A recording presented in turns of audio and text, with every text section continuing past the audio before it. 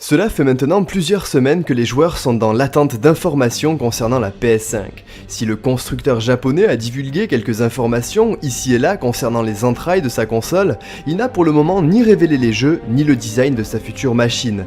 Mais dans le plus grand des calmes, Sony vient de lever le voile sur sa future manette. Oubliez le nom DualShock 5 puisque c'est désormais officiel, son nom est DualSense. Le mois dernier, Marc Cerny, l'architecte de la PlayStation 5, qui était aussi l'architecte de la PlayStation 4, présentait une conférence dans laquelle il expliquait en détail comment sa future console allait fonctionner, notamment au niveau de son SSD dit révolutionnaire. Mais en cette soirée du 7 avril, sur le PlayStation Blog US, Sony vient de présenter en détail sa toute nouvelle manette sans fil, dédiée à la PS5 donc. Comme je l'évoquais précédemment, son nom est DualSense. Le premier constat que l'on peut faire sur l'aspect design, c'est qu'elle tranche relativement avec celui de ses grandes sœurs. Une forme aux apparences, je dis bien aux apparences plus imposantes, deux coloris avec une harmonie de noir et de blanc que je trouve personnellement plutôt élégant. Mais attardons-nous sur ce qui importera réellement manette en main, à savoir ses fonctionnalités. Sony précise tout d'abord dans son article sa volonté d'avoir voulu conserver beaucoup d'aspects que les joueurs apprécient de la DualShock 4. On constate notamment que la bête conserve le pavé tactile mis en place par cette dernière. Ils disent vouloir une manette innovante qui apportera des spécificités telles que la rétroaction haptique qui permettra de ressentir de façon viscérale les sensations en jeu. Les gâchettes L2 et R2 seront équipées de déclencheurs adaptatifs qui permettront de ressentir les actions réalisées par le joueur, de manière progressive, comme le fait de tendre un arc. Cette DualSense sera équipée d'une batterie interne rechargeable avec la promesse d'une autonomie importante, et on l'espère plus importante.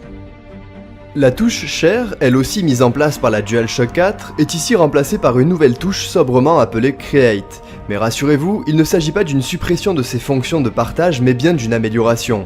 Ces détails seront révélés un peu plus tard si l'on s'en réfère aux propos de Sony. Cela ne devrait plus trop tarder. Elle intégrera en son sein des microphones qui n'obligeront plus les joueurs à passer par un casque pour chatter avec ses amis, par exemple.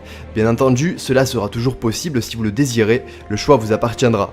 Alors que nous pouvions imaginer que Sony ferait l'impasse sur sa barre lumineuse intégrée, dont l'intérêt était jusque-là plutôt discutable, disons-le, elle fera bien son retour sur la DualSense. Elle ne se situe désormais plus au même endroit puisqu'elle viendra cette fois épouser les formes, les contours du pavé tactile, la rendant plus discrète.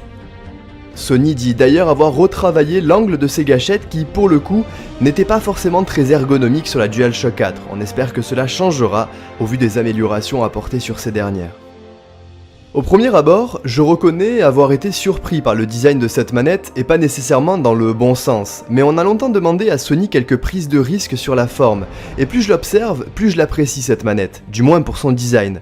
Donc au final, ce qui importera vraiment, bien au-delà de ses fonctionnalités ou encore de son esthétique, c'est son ergonomie, et si l'on s'en réfère au PlayStation Blog, qui sert de source à cette vidéo, il est précisé ô combien ils ont travaillé pour que cette manette s'adapte à toute forme de main, et qu'elle soit donc la plus plaisante, agréable et confortable possible.